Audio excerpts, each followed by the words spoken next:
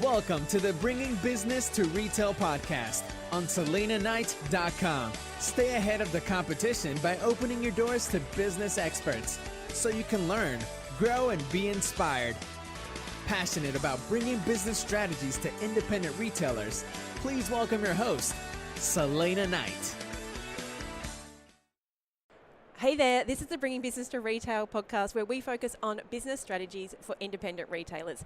And I have flown all the way from Australia to help independent retailers to grow their businesses. And I've brought with me Jen Geale from Mountain Bikes Direct. Now, I have scoured Australia for some of the top e-commerce and retail businesses, and Jen is one of them. Her business is Mountain Bikes Direct, and she has been featured on the Smart Company Top 500, the top 50 people in e-commerce, and the Power Retail Top 100. So thank you so much for coming on the show, Jen. Thank you so much for having me all the way here in New York to interview an Australian. I love it. We've flown literally, 27 hours to have a conversation. I can't talk about it. I still can't talk about the flight.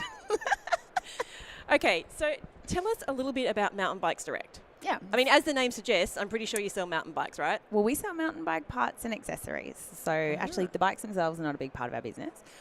We are more of an aftermarket supplier. So for people who already have a bike, but they want to improve it, they want to get some better parts on it, they want to get clothing, accessories, like safety gear and stuff for mountain biking is really important.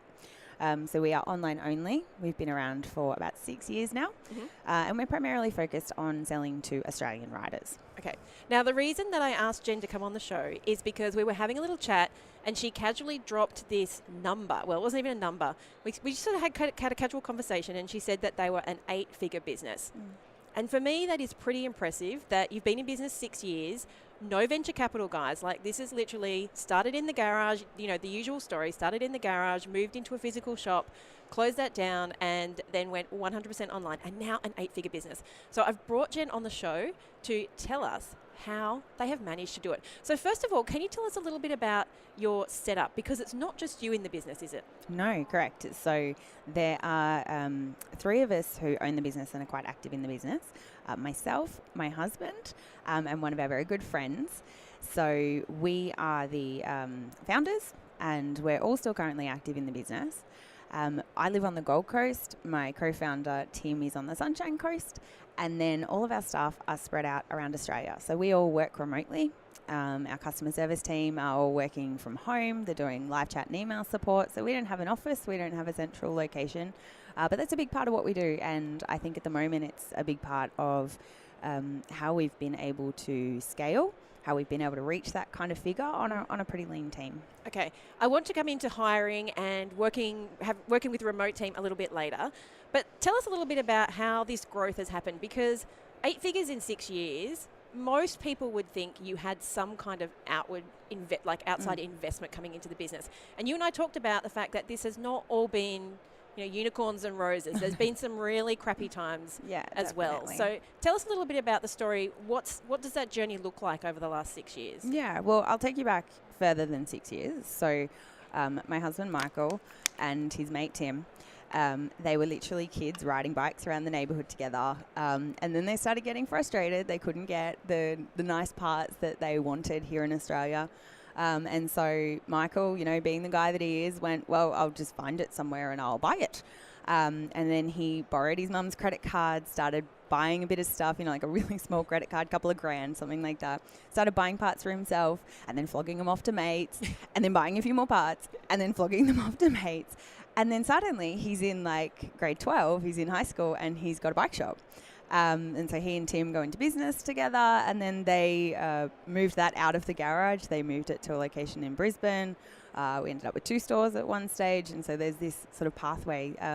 That business operated for 12 years, physical bike store. But during that time, we were starting to see some trends, right? So we're in that industry. We're seeing customers coming in with stuff that they didn't buy from us, stuff that they were sourcing from online retailers from overseas. And we were also then, we're going and looking at these retailers, we're looking at their prices, far out. out, how do we compete? How do I compete with this? Like we've got this lovely store. Like we had really focused on the customer experience in store. There were like couches and TVs and like big retail space for what we were doing, just mountain biking. And I'm guessing a lot of inventory too. Yeah. So a lot of money tied up in expensive bikes. Yes. Too. So not necessarily a fast moving good. Quite expensive. You know, you can retail a $10,000 bike, so that's got a pretty high cost price, and that just sits there and takes up a lot of space. So yeah, like it was a high cost model, and we're saying, well, I can't match those overseas prices here. And in the industry, I think there were two reactions. Like a lot of local bike shops, and I understand where this comes from, but a lot of local bike shops are like, well, we can't compete. My business is getting destroyed. I give up. I hate it all. I give up. Right? Retail is dead. Retail is dead. Retail is dead. And my store's going to get ground into the ground, and there's nothing I can do about it. And we were like, yeah, but like no one's doing this for mountain biking really well in Australia. Maybe we could do this for mountain biking really well in Australia. You know, maybe we could sell the things on the internet. Like, why do they have to buy them from these big retailers overseas? Come on, right, let's look at this. So this was literally back of the napkin kind of stuff where we're like, all right, so if I didn't have like the overheads of the shop and if I could just sort of do a warehouse and we crunched it all down and we're like, I reckon we can make it work. All right. So at that lower price model? Yes. Right. Yes. So we decided then at that point, because of the pricing thing, primarily we decided that we couldn't set up a website for our existing brand and price for e-commerce. Right. Yes. So we couldn't keep our physical store, which was fairly well. We sell it full retail because it's quite a premium sort of experience shopping with us.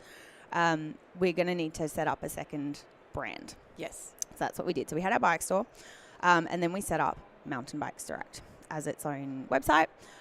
We weren't massively, open about sort of where the business was coming from because we were really nervous about having a physical retail store and having a cheaper online brand and people coming in store and going, well, I know you guys are the same thing. So can I get 25% off this after I've just taken an hour of your sales guys' time? I've seen this happen with several people and they ask you to price match your own brand. Yeah. And you can't, and I get where that comes from because they're kind of like, ultimately the money's going in the same pocket. Yeah.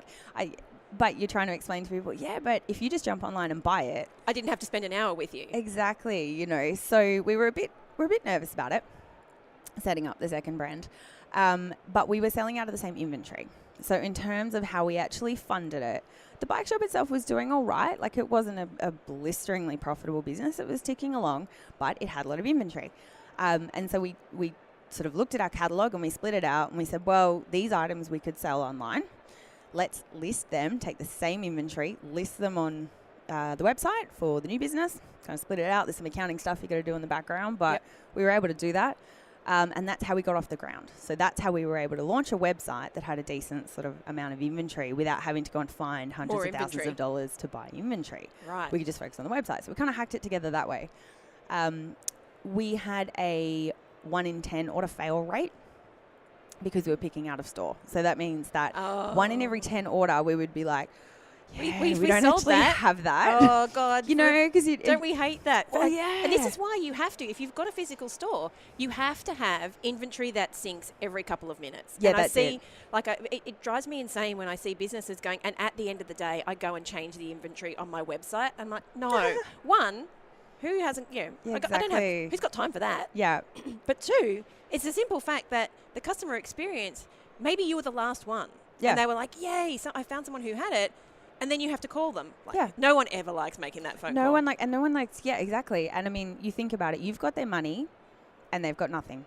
And you've just told them that you have their money and you have nothing to give them. Yeah. Like it's not a good scenario. The issues we were finding too were not just about the data. So we got to the point where our data was syncing all the time. So it was a live stock feed.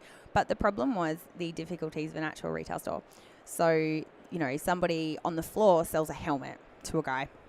And, gives him the helmet, picks up, helmet box, puts helmet in box, scans at the right price. It's the right helmet, but it's not the size and color of the object that he sold. So we had a lot of that issue where we'd be like, the box is here, the product is not here because that product must have gone out the door. And we had that a lot with our products. So we spent that probably first 6 months where we were like, this is so stressful. I'm making so many of these phone calls and we have like 0 customer. And that just ruins your credibility. Exactly. The minute that happens, unless they're already a really loyal customer. Which they're not, because we didn't exist. No, so, and they're just like never going back there again. So honestly, it was a couple of months where we were like, okay, this is not really sustainable, but I've got a proof of concept here. Like we came out of nowhere where we haven't really done any advertising as such. Like, so how did people find you? Google organic. At that point, it was organic search. They were searching for the products. We did a bit of research ourselves. My husband in particular was quite good with the SEO side of things. So doesn't have an IT background, but he's quite sort of naturally technically inclined. So he sort of tackled a lot of that. And I think we did hit the ground running with our like on-site optimization. Wasn't too bad. It wasn't anything spectacular. It was just 2012 when you went live? Yeah. Back when you could still do backlinks and end up on the top page of Google. Yeah. Or you could just sort of, you could put a few more keywords in and that kind of stuff. So we were doing a little bit of that, and we were there. We also didn't have a lot of domestic competition. So when you were searching for the product, local bike stores didn't have websites with product on it. And we naturally were sort of up there as a .com.au. So we got traffic. So in those few months, we're like, hey, I think I might be onto something here. So we rapidly sort of went, okay, we've got to get inventory, we've got to put it in a warehouse. And so we set ourselves up properly. But then, and this is what we were talking about yesterday, was when we got to about a year, 18 months in. So we're in our own warehouse. We have hired a handful of staff at this point. Feeling pretty proud of yourself? Feeling like, we're starting to get people going, oh, yeah, Mountain Bikes Direct, yeah, I've heard of you guys, I've bought from you guys, and at this like point, that. did you still have the physical store? We did, but we'd sort of gone, ta-da, like, we're the same people. We'd moved the warehouse, so like geographically it wasn't located, it wasn't in Brisbane. We'd relocated our lives for that too. So, we were from Brisbane. My husband and I moved to the Gold Coast to set up the warehouse. Like we'd made a pretty big investment ourselves, right? Personal and financial. Yeah. And I think we did it.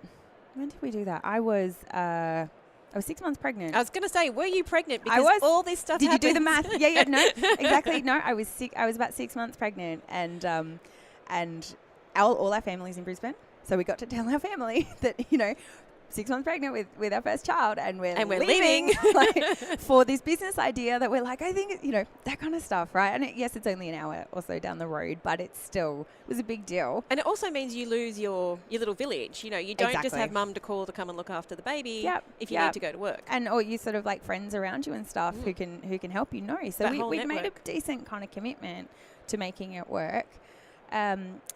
Then we are doing well, like we're selling stuff, right? If you define well as revenue is growing. Profitable. People are still finding us. That's the other side of this equation. This is the thing people don't like to talk about, right? I have seen 7-figure businesses, like $1 million, $2 million businesses, where the person doesn't have any money in the bank. Like the tax bill comes and they're like, I don't have the money to pay it. Yeah. I mean, we celebrate it. I know, like at the beginning, you mentioned some of those lists and stuff that we've been on, like the smart company lists and stuff like that. And as great as they are revenue based. And when you actually are on a bunch of those lists, they have no idea if you're profitable. Really? They are pure revenue. Wow. And they're pure revenue growth. They celebrate growth. They celebrate that you're increasing that top line rapidly, which is great. But you've got to decide, at what cost. And that's where we got to. So about 18 months in, we're running this business. We've relocated our lives. Now, it's a big deal. And we're looking at the numbers every month and going like, it's got legs because it's growing. People like what we're offering. Problem is, like, we make, like a very small profit one month, a loss the next. What was your margin? Because let's not forget, you were trying to go on volume. You were going price point, high volume. That was your business model. That was sort of what we'd been thinking, I think. Yeah. And so what kind of margin were you looking at? 20%? To be honest, I can't remember what we were at that point. But we weren't looking at the numbers that much back then. Correct. Yeah, no, correct. You're definitely on that. And we were very, we priced based on, our competitor is selling it at that, so I guess I'll have to sell it a little bit cheaper. Did everyone just hear my virtual eye roll? Exactly. And my mocking tone of myself, my back then self, who's like, that's how we were pricing. We were selling stuff because we thought we had to sell it. Like we were doing so many things that now I'm like, nah, this is not what we do. So I can look back in hindsight and I can see all these things and I'm like, well, no wonder it wasn't working. But in the throes of it, you're kind of like, but I have to do all the things, right? I want to provide great customer service. I want to have all of the things. I've got to have the cheapest prices. All these things. So we got to that point, sort of profitable, sort of not profitable, not consistent. You can't pay the mortgage on that. You can't comfortably hire staff if you're in that sort of position. You can't bring up your family when you don't know if you can put food on the table. Exactly. And you can't be confident in growing the business. Like you can't go out and hire people so that you can grow if you're not 100% that you can keep that person on long Were you term. paying yourself a wage at that point?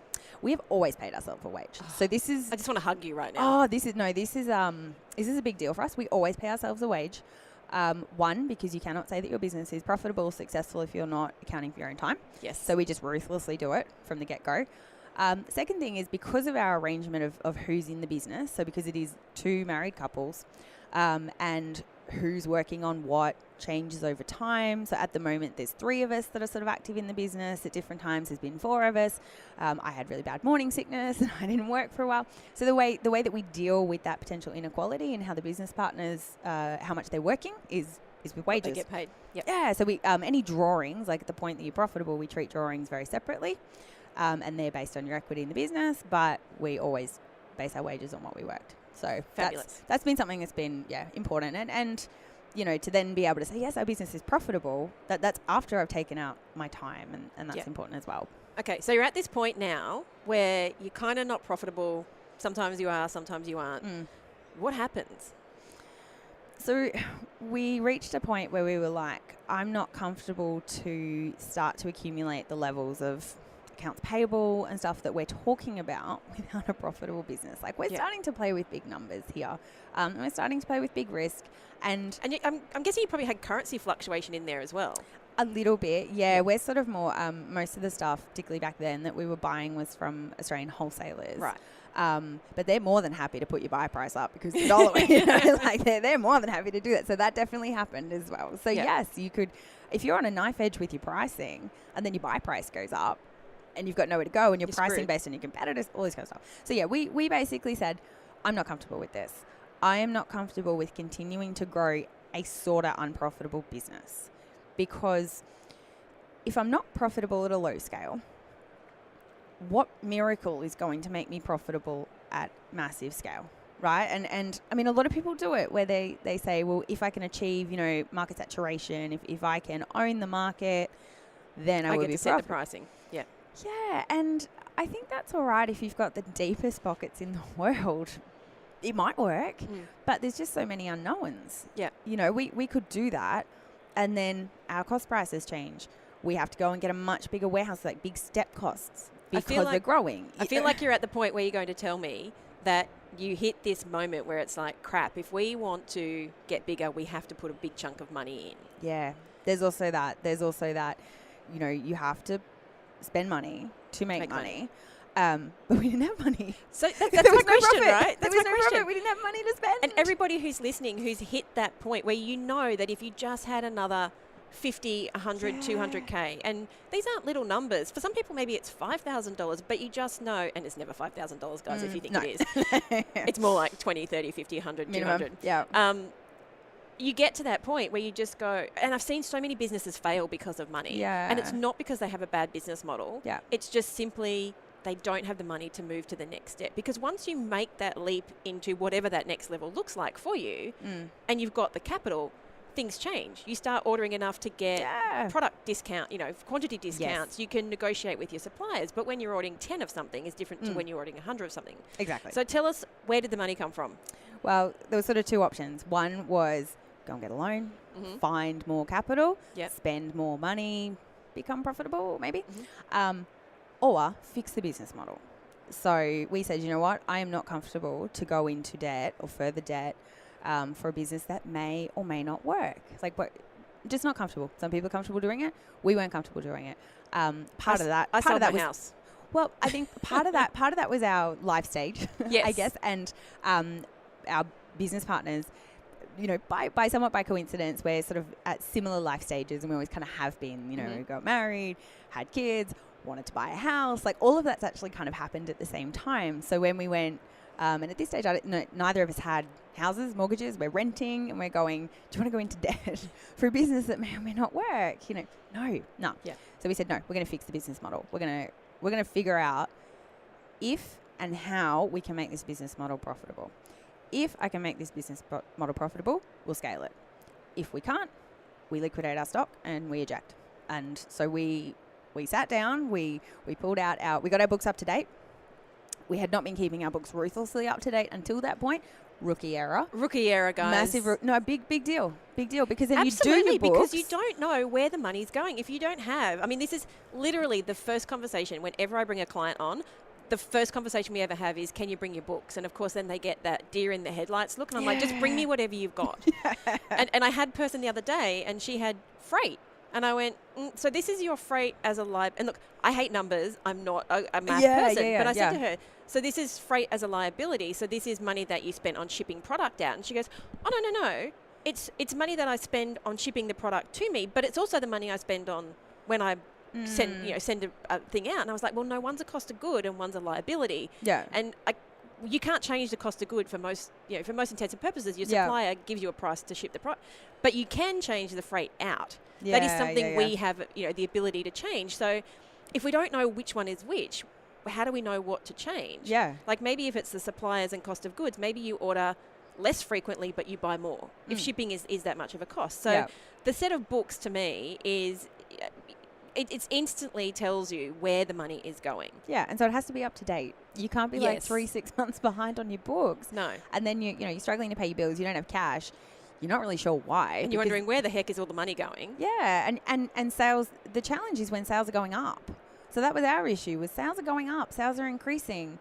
At the end of the month, there's no more cash there. Yeah, how do I buy more inventory, but I'm selling more? But I'm like this is you're in this sort of spiral, and it can be a bit kind of. Because on the one hand, like we were talking about, we were increasingly successful because we were increasingly doing higher turnovers. So we were, like within a year, we were doing over $1 million in turnover. That's awesome. Congratulations. Yeah. Well, but see, that's it. But we weren't making any money. Exactly. So yay me. Yay. Right? Yay us. But we're not making any money. So, we could keep doing that forever. But that's not what we want to do. So sat down, got our books up to date. Sat down. I think actually practically what we did was each of us, business partner, took the balance sheet and the P&L away and analysed it ourselves. So we each went through it to kind of look for stuff that jumped out to each of us, right? And interestingly, different things jumped out to different people. Wow. So, so my husband has always focused more on our systems and IT, so he looked a little bit more at that stuff. There were things there that didn't seem right to him. There were things for my business partner Tim, who focuses more on our inventory, that he's like, oh, those ratios, I don't know about those. Maybe we need to do something about that. I've always focused probably more on our marketing and some of the sort of back end stuff, and so there were things jumping out to me. So we did that, came back together and said, all right, what can we get rid of? Like, what can go? Mm-hmm. If this is going to be profitable, it has to be bare bones. Okay, let's just quickly recap. Do we still have the physical store at this point? Yeah. Okay. Yeah. So, but we're in our own warehouse, but the physical store is different business. Right. But it's certainly sucking our time and headspace. Yeah. Definitely. So that was a challenge. Practically, it was just myself and my husband. Tim was sort of managing the actual store.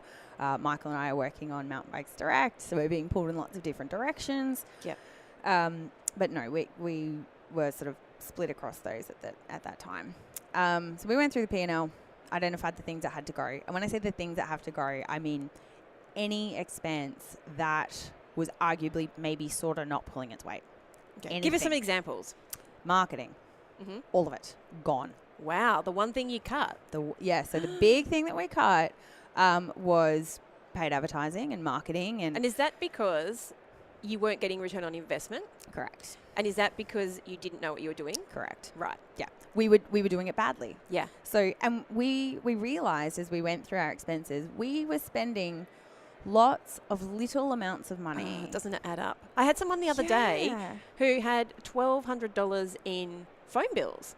And it doesn't seem like a lot, but I said to her, hold on, I pay $30 a month for my mobile phone bill. Yeah. And I don't know, what's that, $360 a year? And I have unlimited everything. I can call overseas. I get 20 gigabytes of data, blah, blah, blah. Yeah. How did you get $1,200? Exactly. And it sounds so ridiculous. And it turned out that they had like 2 accounts and they weren't even using one. But again, this is what we found in the numbers. But they add up. So if you've $600 here, if you've got $400 10 here. expenses and they're all $1,000, 10 grand. and they could be $30.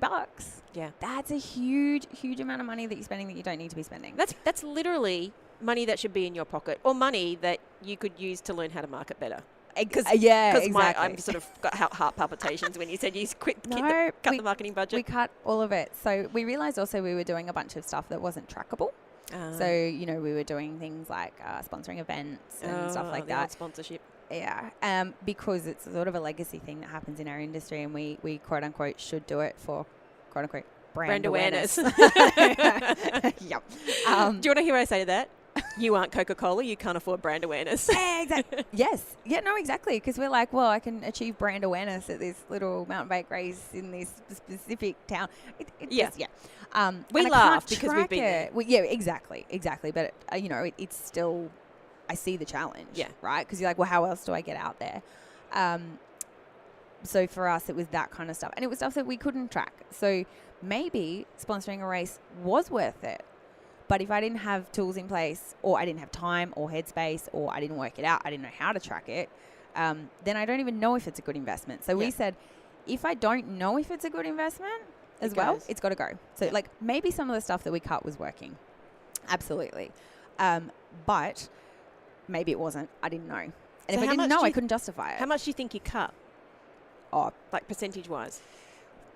It was definitely tens of thousands of dollars of expenses. Wow. Phones were one. Phones and internet and stuff where, we just went through it ruthlessly, and we were like, can I get rid of it? Can I make it cheaper? Can I get rid of it? Can I make it cheaper? Advertising was kind of the obvious one because there was lots of stuff. Yeah. But we're talking things like apps that connect to the website. Yes. And lots of we realized that over the last sort of 6-12 months, we had been just tempted by lots of shiny stuff. Yeah. So we had been going, I want to grow my business.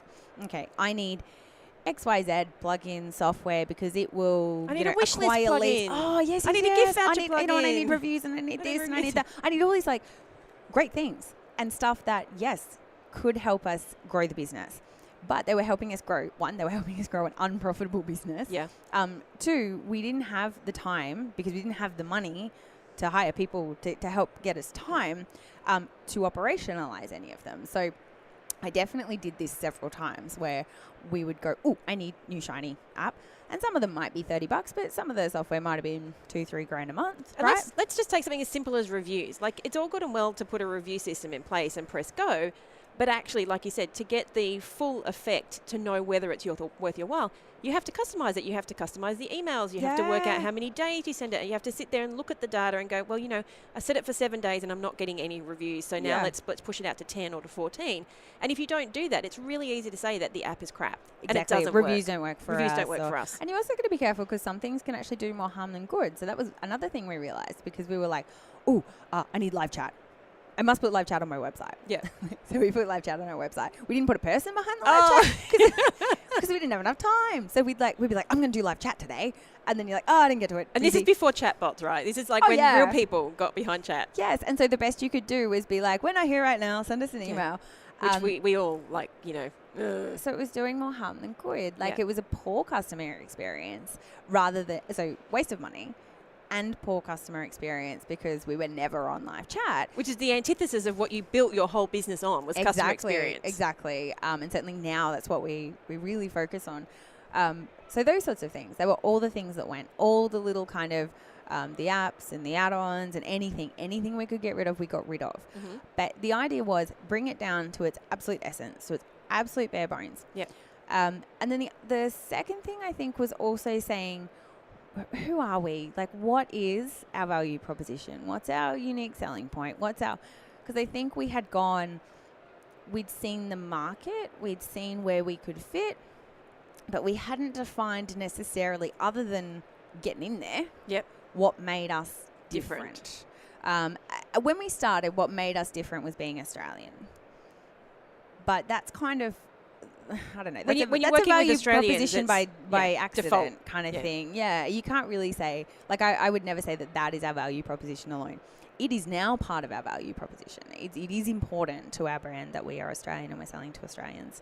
But it's important for other reasons. It's part of the whole package. So we did also spend a bit of time going, well, like, what are we going to be? Yeah. When we decide then which of these apps to add back in, when we try to decide what channels we're going to do marketing on, when we try and decide what's going to guide that, rather than just being online store for mountain bike stuff. Everything for everyone? Everything for everyone. And everything for everyone is freaking expensive. It is, and that was our problem. So we were selling bikes. We were like back then we were trying to range bikes. We were trying to range everything. We were saying, well, you know, if people are going to shop with us, they're going to want to buy everything. So I have to have everything. Everything's really, really expensive. Like I'm talking for us, that would be hundreds of thousands of SKUs to stock everything for mountain bike. So we couldn't do that either. So we were failing in that because we would have lots of SKUs, but we'd run out of them all the time because they didn't have the money to buy more. And what happens to customer experience? When you go, look, they've got it. We stocked one of everything. You know, like we were pretty much a one of everything model. That doesn't work. And one doesn't work when you have to go to reorder either. No. I mean, there's no economies of scale. There's lead times, all that kind of stuff. It just wasn't working because we weren't focused enough. So it was working on the value proposition and saying, well, who are we? Mm-hmm. Are we a high customer experience? Are we really cheap prices? How are we going to fix this? And so we got it back to bare bones. We worked a little bit on that value proposition and working out who we were. We fixed our pricing as well. So where we said, well, no, we can't price reactively against everybody else. We have to be a bit more strategic. Like if somebody else, or if a bunch of people are selling a product really, really, really cheap and I can't get close to it. Just don't stock it. Just don't stock it. Yeah, exactly. Or figure out, go to the supplier and be like, how's Jimbo selling this for, And do you know what? You can do that. I remember doing that. We sell baby carriers, and I remember somebody and looking at the numbers going, I'm only going to make $20 on a $180 product, right? So I have to decide whether it's worth. And I literally went to the manufacturer and said, how are they selling it at that price? And they said they order 300 every couple of weeks. And I went, right, so that's what I need to do to get that price. And they said, yeah. And I went, you know what? I don't want to order 300, so I'll just leave them at my price and we'll just have 5 in the shop. Yeah, exactly. So you have to decide. Yes. It's a strategic decision. Yeah, and also, I mean, there were products where you may not be the cheapest, but someone may still buy it, right? Convenience, because we had other things, and that still happens as well. So I know that we are not the cheapest on every item that we sell. We know the lowest price we can go on products. We tend to price as low as we can. That's part of what we do. Yep. We are still profitable, but we're able to price as low as we possibly can so that we're doing sort of the right thing by the customer, I guess. We're not sort of trying to glean too much out of it. But we know what that number is. And so then we either, try and do what we can around the buy price, or if something is just untenable, we say, well, I won't stock it. Okay, so you reduced all the costs. Was that enough to scale the business? Yeah, so, we reduced all the costs and we set ourselves some goals. So we were very ruthless about it. We said that we had 6 months to be breaking even minimum every month. Right. So every month for the next 6 months, we wanted to be breaking even. After that, we wanted to be breaking even, including your wages. Let's just make that clear. Yes, still taking out our wages. We never got to the point where we were like, well, if I didn't count my own time. Yeah, don't ever do that. No, we were always, the business is not profitable. Taking out my wages. Yeah. That was our first 6 months. The second 6 months, we said, well, we need to be making a certain net profit over sales ratio. Like we had a target.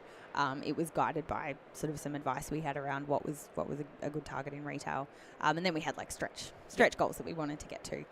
And if we did not meet those goals, we would liquidate the stock and wind it up and get rid of it. And so I'm guessing when you love what you do, there is that real push to meet those numbers. So if you get 20 days into the month and you still are, you're not at 80% of what your goal is, you flog your ass to get that next 20%. Yeah. It actually spurs you to take the action. And suddenly you make decisions instead of going, but I really do like the idea of live chat. It's like, it's gone. Yeah.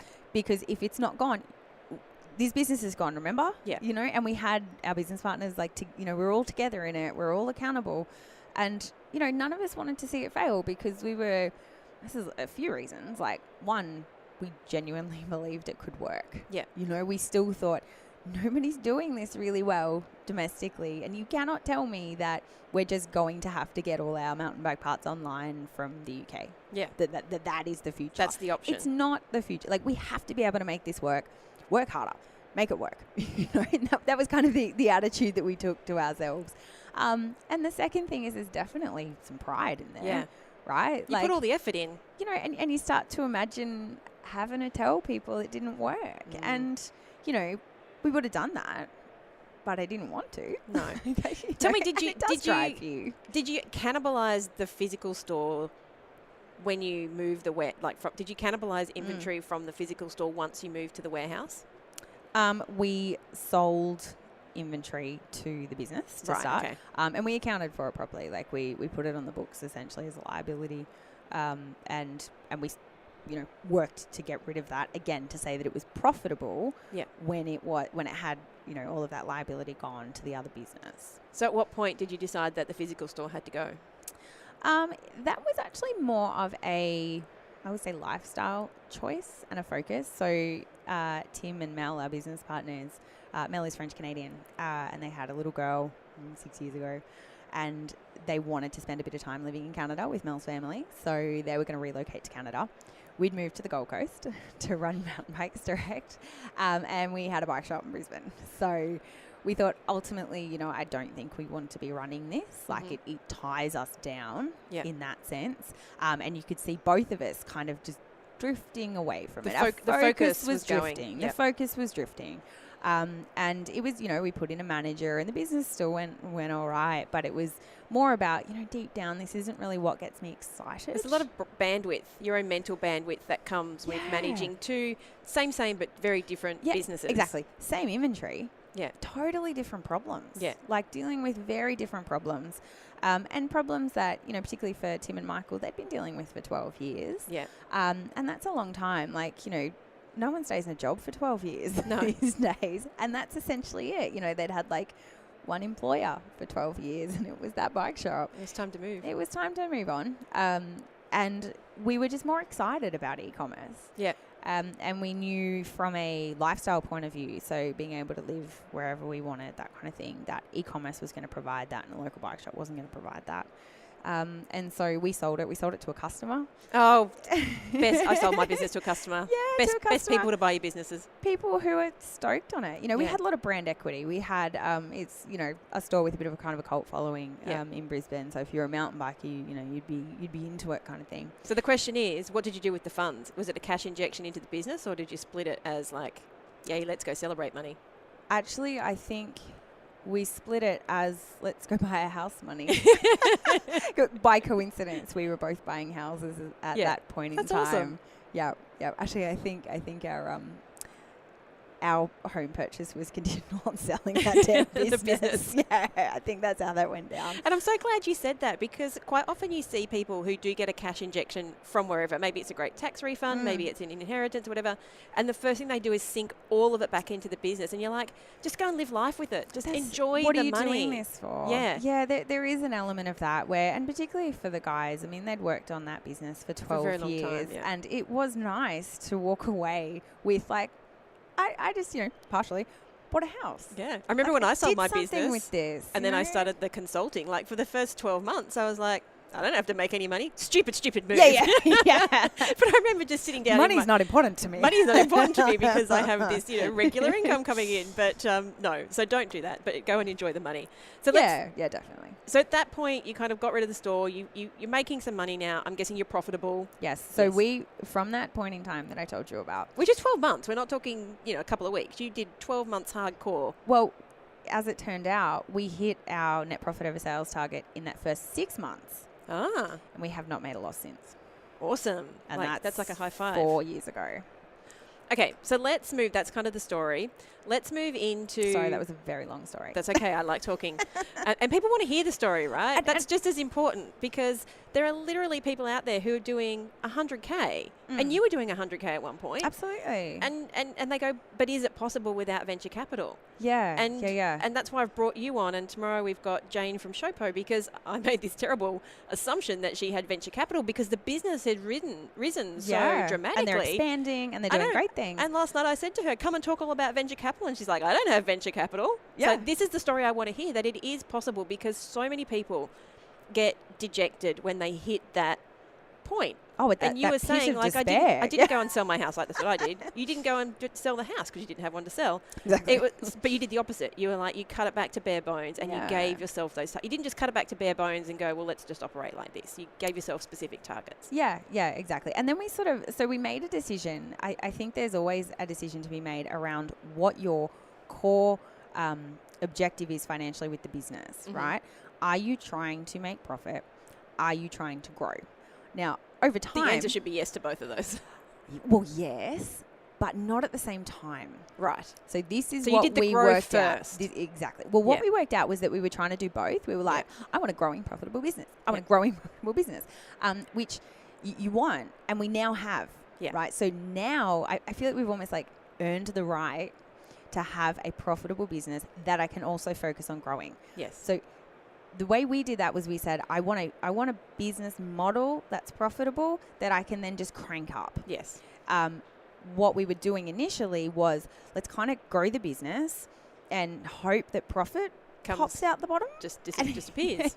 And it doesn't, you know. So we had to be deliberate. So we knew when we cut back advertising, we knew we would hurt revenue. Yeah. We knew that. But we made that choice that we were like, well, I don't really care. I need to be profitable. If I'm making 10 sales, I still need to be profitable. If I'm making 100 sales, if I'm making 100,000 sales, doesn't matter. I need them to be profitable. So that was strategically what we did and what's kind of guided us. And now we sort of look at decisions as, you know, what are we doing? Is this a profit or a growth kind of focus? So let's move now to where you are and talk about, how do you deal with remote hiring? Because it is hard when you don't have that accountability, the 9 to 5, the not seeing someone every day. Oh, there's so much time zones. Even in Australia, we have several different time zones. We have several different time zones, but time zones work in our favour, right? So for live chat. For live chat, yes. So we have one guy who's been with us for a couple of years now, and he's amazing, Andrew, and he lives in Colorado here in the States, and he met my business partner Tim on a chairlift in Canada, doing runs on their mountain bikes. Love it. And, you know, Tim's chatting with Andrew, and he's, you know, Andrew worked for a really big company here in the States, a really big bike brand, super experienced, but he was looking for a bit of a change. And Tim's like, yeah, like, he's a good bloke, you know, I don't really know what we can do with him because he's in the States and we're in Australia. And we're like, yeah, I don't really, hang on, idea, thought bubble. He could do our emails.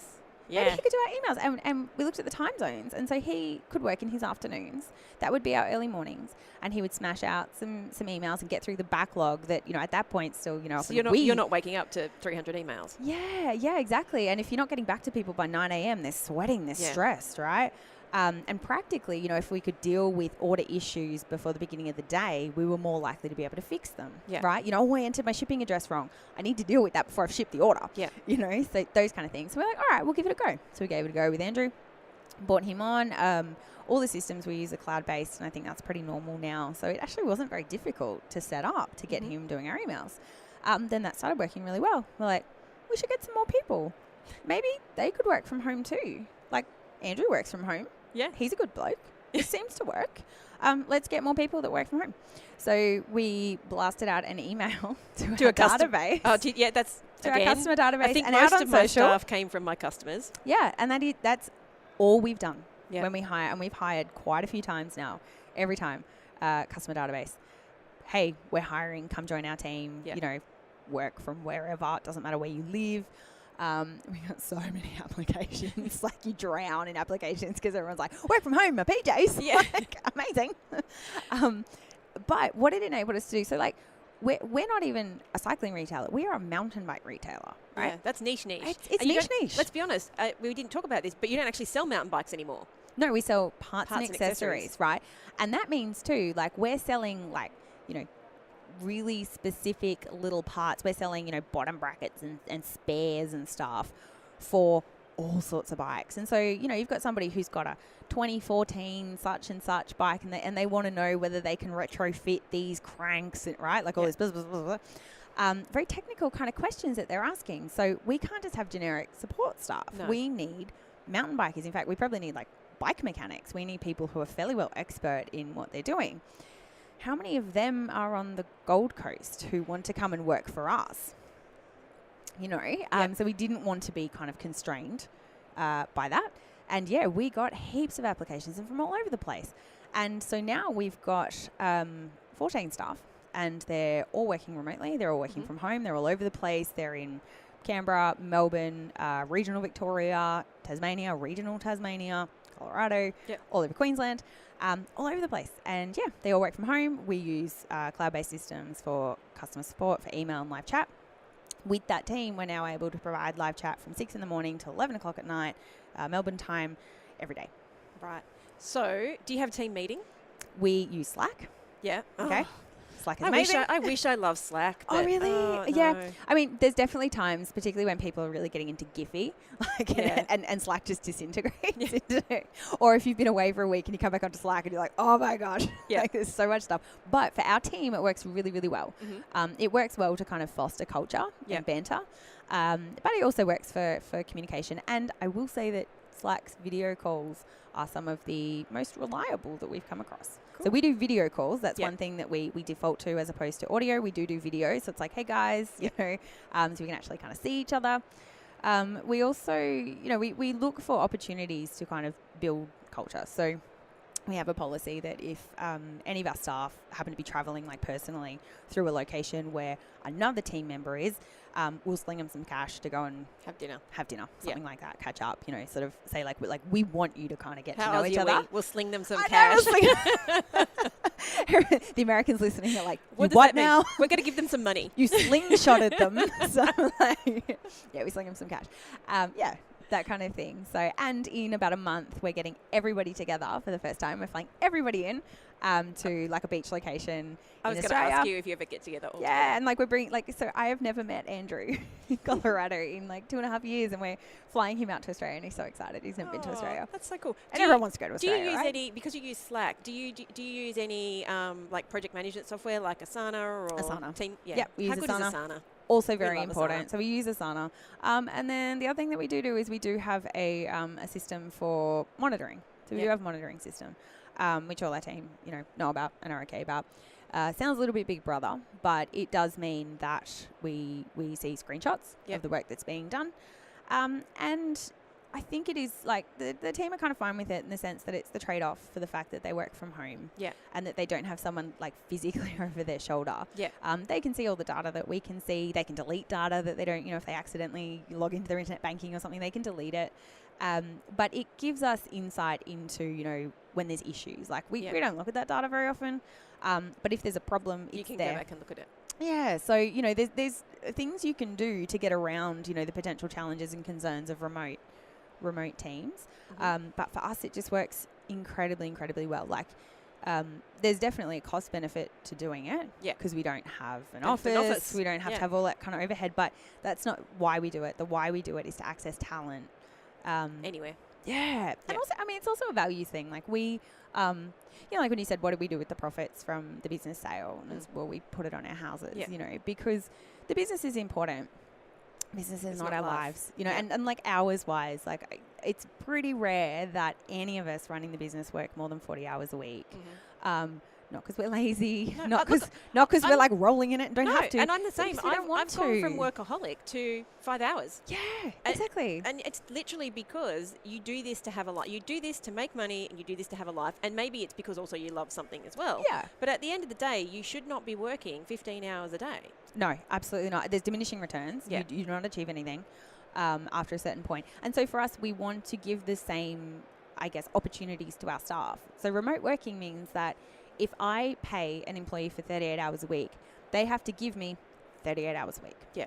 They do not have to give me commuting time. No. They don't have to sit in traffic for me that I don't really pay them for. Any of that kind of stuff. They don't have to get dressed if they really don't want to. Except when we have team video calls when everyone is required to put a shirt on. Other than that, it's they literally give me the time that I pay them for. And, Yeah. and I like that. And I like being able to say, if you're not working, go ride your bike. Yeah. Go hang out with your family, right? We had actually our customer service manager was a guy called Rob, and he lived in Canberra, so in a capital city, right? And I remember him contacting me about 6 months into working for us and saying that he needed some information from me because he was relocating. So he needed something around the property stuff. And he was moving to a location in regional Victoria. So he was changing state, moving like 4 or 5 hours away from a capital city. And he was going to live at the base of like some of the best mountain bike trails in Australia. But where Did you move there into your is- social media? well, yeah, just make us all jealous, Rob. But to a place where there is pretty like low infrastructure in the sense of like, what would he do for a job? Yeah.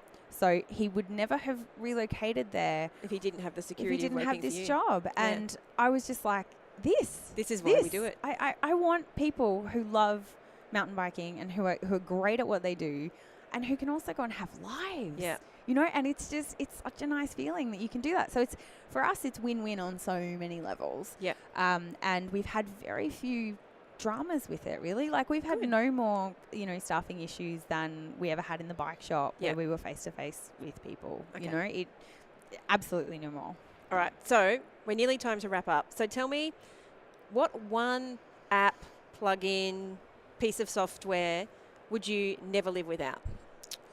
So we're at the point where we are doing a lot of changes to our systems. And I wish we had time to talk about this. So just really, really quickly, the e-commerce platform that you are on isn't in a position to help you with the next level of growth that you're at. So you're going to have to move. Correct. And I mean, we have tens of thousands of SKUs. We have a significant array of data that we're doing. We're moving into doing a lot more sophisticated marketing. So we needed, really robust connections between our, transactional hub and our marketing hub. We needed like lots of solid integrations.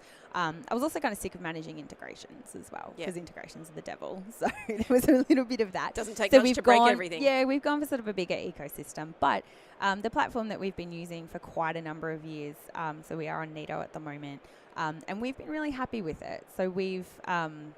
It's been good for us. We're relatively tech savvy. I think that's an important part of the platform. And let's just preface this with, you've been on Neato, which I can't say that I recommend, but you've done that with a developer on site. Correct. You've hacked the bejesus out of it. Yes, and I think it works really well. So people like ask me about different platforms and stuff to use, and I will often recommend Neato, but I will also often, get a gauge for where somebody's at or where they want to be and say, Shopify. Something that'll just sort of do the job and give you a beautiful website and a 2-second page load and like all the nice things, all the good stuff. So Neato is like everything. I mean, everything has a purpose. Yeah. And as a business, you need to figure out what that is. You need to figure out what your skills are, what your challenges are going to be, all that kind of stuff. So, and the same recognition that at the point we're at, it's not the system for us now. So the question was, what one app, software, whatever, can't you live without? Actually, no, I would probably say email marketing. So we get epic returns out of email marketing and always have. And I think you'll do so much better when you move off the platform you're on. So this is with a fairly sort of low data integration. This is with very low transactional data and stuff like that coming into the platform. This is just regular kind of EDMs and a couple of sequences and stuff set up, but they still perform amazingly. So without that, our business would not be where it is without email marketing. Okay. And then probably the last question I have for you is, now that you've been in business, you're at 8 figures, profitable, scaling really, really well, what is one thing that you wish somebody would have told you right back at the beginning? I think one thing that we have only just started doing well, I think now, is getting a bit more structure around our team. And like we have an org chart, but we really only just got an org chart, which is kind of like, our team's not massive, but there's still a few people. And I think that we should have, even with like 2 or 3 of us, we needed to write down who's doing what, put it on the org chart, put boxes, like blank boxes, for where we want to go. People. So that's what we now do. Like we have an org chart, and then we also have like an aspirational org chart that kind of shows where we're going to grow, where we're going to hire into next, all that kind of stuff. I think we would have it's an interesting way to kind of solidify your direction that we didn't do, and also provides clarity for the team as well. So as you do start hiring people, because one of the challenges, you know, when you're sort of a founder, or there's a couple of founders, and then you like hire someone. Lots of people doing lots of things. Yeah, and that's not cool for your employees. No. Like, it's really not cool No. to ask them to kind of just be running around, like, figure it out like you are. Yeah. Like, it's one thing for you to be like, who knows what I'm going to do today? Like, you can't ask team members to do that. No. I don't believe you can ask team members to do that. They need to know where they stand, what's expected of them.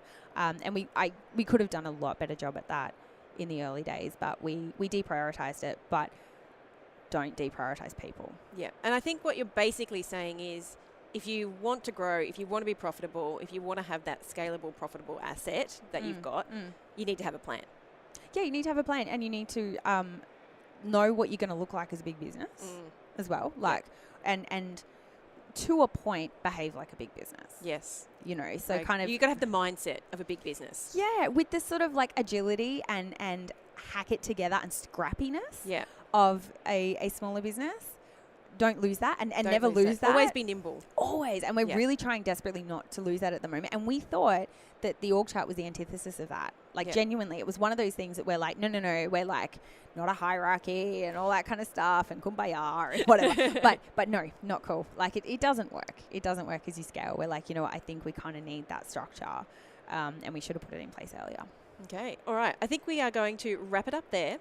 So if people are listening and they want to find out either more about your story or they want to buy some mountain bike stuff, where can they find you? They can find us at mountainbikesdirect.com.au. Fantastic. And Jen did mention that one of the things that they did was actually change out a lot of their inventory, and they left a lot of SKUs behind because they weren't profitable. And if you need to move some stock, I've got a great download for you that you can have for free. Just head over to selenaknight.com/NRF and you can grab my 9 ways to move stock without having a sale, which over 20,000 retailers have downloaded. So it is clearly helping people make money. And don't forget to subscribe to the Bringing Business to Retail podcast. Have a great day.